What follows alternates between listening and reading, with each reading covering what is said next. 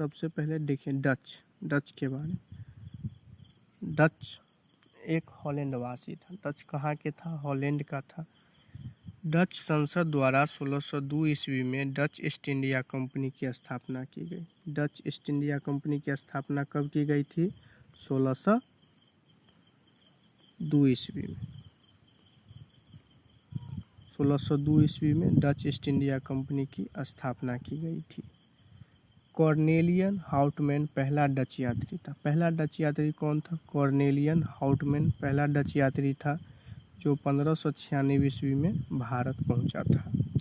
Dutch नौसेना नायक बादेर bag ने 1605 ईस्वी मसूलीपट्टनम में प्रथम कारखाना तथा बेतोपोली निजामपट्टनम में दूसरा कारखाना स्थापित किया था। डच द्वारा स्थापित पहला कारखाना कहाँ था? मसूलीपट्टनम में। कब किया था? 1605 ईस्वी में। डच द्वारा स्थापित कुछ अन्य कारखाने थे पुलिकट 1610, सूरत 1616, करिकल 1645, चिंसूरा 1653 और कोचिंग 1663। पुलिकट में डच कारखाने को गोल्ड्रिया का किला तथा चिंसूरा हुगली में गुस्तावुस पोर्ट कहा जाता था। तो पुलिकट में डच कारखाने को क्या कहा जाता था? गोल्ड्रिया का किला कहा जाता था। और चिंसूरा में क्या कहा जाता था? गुस्तावुस फोर्ट कहा जाता था। बंगाल में पिपली में पहली डच फैक्ट्री स्थापित की। बंगाल में कहाँ पहली फैक्ट्री स्थापित की थी? पिपली में। लेकिन जल्द ही इसे बालासोर स्थानांतरित कर दी गई। तो बंगाल में प्रथम कारखाना कहाँ खोला गया था? पिपली में।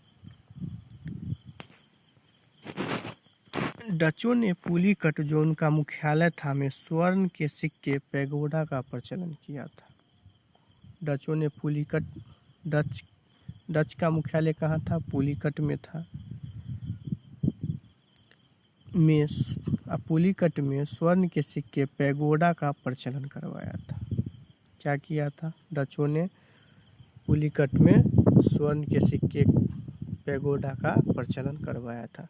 1759 ईस्वी में अंग्रेजों ने डच को बेदरा के युद्ध में पराजित कर भारत में उनकी गतिविधि समाप्त कर दी गई थी। तो 1759 ईस्वी में कौन सा युद्ध हुआ था? बेदरा का युद्ध, जिसमें अंग्रेज ने डचों को पराजित कर उनकी गतिविधि को भारत से समाप्त कर दिया गया था। अब अगला देखिए,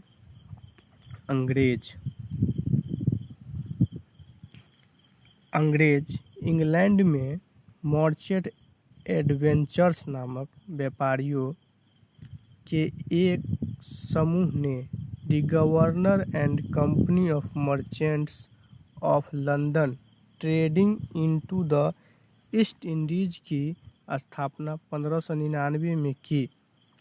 महारानी एलिजाबेथ ने 1600 ईस्वी में कंपनी को पूर्व के साथ व्यापार के लिए 15 वर्षों के लिए अधिकार पत्र प्रदान किया। महारानी एलिजाबेथ ने पूर्व के साथ कितने वर्षों के? 15 वर्षों के लिए व्यापार का अधिकार पत्र दिया। कब दिया था? 1600 ईस्वी में। तो ईस्ट इंडिया कंपनी की स्थापना कब की गई थी? 1600 ईस्वी में। ब्रिटिश ईस्ट इंडिया कंपनी की स्थापना 1600 ईस्वी में की गई थी। किसके द्वारा? महारानी एलिजाबेथ के द्वारा। इंग्लैंड के राजा जेम्स प्रथम के दूत के रूप में कैप्टन हॉकिंस हेक्टर जहाज से सूरत आया और जहांगीर के आगरा स्थित दरबार में पहुंचा। तो इंग्लैंड के राजा जेम्स प्रथम के दूत कौन थे? Captain Hawkins. कौन से जहाज से आए थे? हेक्टर नामक जहाज से। कहाँ पहुंचा? सूरत आया और वहां से उसने आगरा स्थित जहांगीर के दरबार में पहुंचा। वहां उसने बादशाह से फारसी में बात की। कौन? कैप्टन हॉकिंस ने जहांगीर बादशाह से फारसी भाषा में बात की, जिससे प्रसन्न होकर उसे 400 का मनसब एवं इंग्लिश खां की उपाधि दी। इंग्लिश खां की उपाधि किसने दी? जहांगीर ने। किसको दिया? कैप्टन हॉकिंस को दिया था। क्यों दिया था? क्योंकि जब वह बादशाह के सामने उपस्थित हुआ तो उसने फारसी में उससे बात की। जिससे वह प्रसन्न होकर उसे 400 का मनसब एवं इंग्लिश खां की उपाधि दी। अंग्रेजों ने भारत में अपनी पहली कंपनी 1611 ईस्वी में मसूलीपट्टनम में स्थापित की। अंग्रेजों ने भारत में अपनी पहली फैक्ट्री कब स्थापित की? 1611 ईस्वी में मसूलीपट्टनम में। अंग्रेजों ने भारत में अपनी पहली फैक्ट्री 1608 ईस्वी में सूरत में स्थापित करने की कोशिश की थी, लेकिन 1613 ईस्वी में सूरत में व्यापारी कोठी स्थापित किया। तो अंग्रेज भारत में पहली फैक्ट्री स्थापित करने का प्रयास कब किया? 1608 ईस्वी में सूरत में प्रयास किया था, लेकिन वह 1613 ईस्वी में सूरत में व्यापारी कोठी स्थापित किया।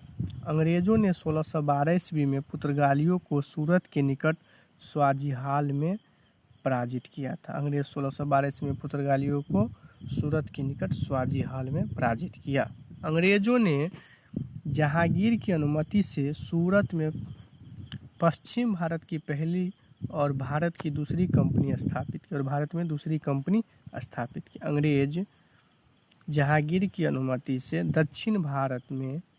पश्चिम भारत में पहली फैक्ट्री स्थापित की और भारत की दूसरी कंपनी स्थापित की। ईस्ट इंडिया कंपनी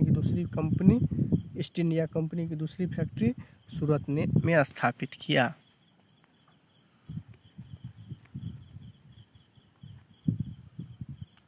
ब्रिटेन के राजा जेम्स प्रथम के दूत के रूप में सर टॉमस रोस 18 सितंबर 1615 ईस्वी को भारत आया और 10 जनवरी 1616 ईस्वी को अजमेर में जहांगीर के दरबार में उपस्थित हुआ। तो इंग्लैंड के राजा जेम्स प्रथम के दूत के रूप में फिर एक सर टॉमस रो आए, जो 18 सितंबर 1615 को भारत आए और 10 जनवरी 1616 को अजमेर में जहांगीर के दरबार में उपस्थित हुआ।